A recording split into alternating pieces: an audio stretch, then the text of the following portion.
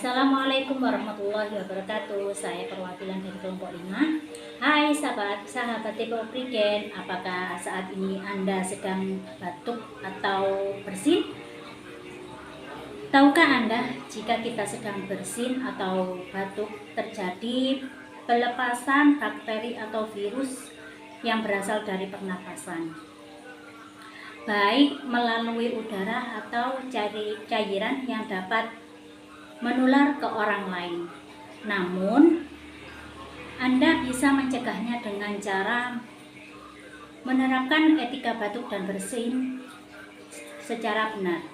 Yang pertama, ketika Anda batuk atau bersin, Anda bisa menggunakan tisu atau sapu tangan untuk menutupi mulut dan hidung Anda.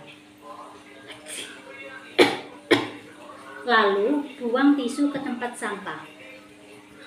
Lalu cuci tangan dengan air yang mengalir atau menggunakan cairan antiseptik.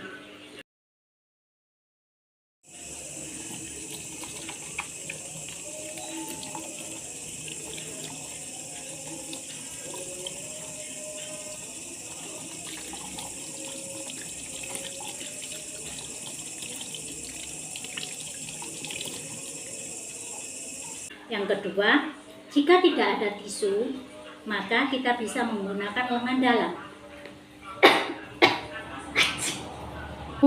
Yang ketiga, jangan lupa selalu memakai masker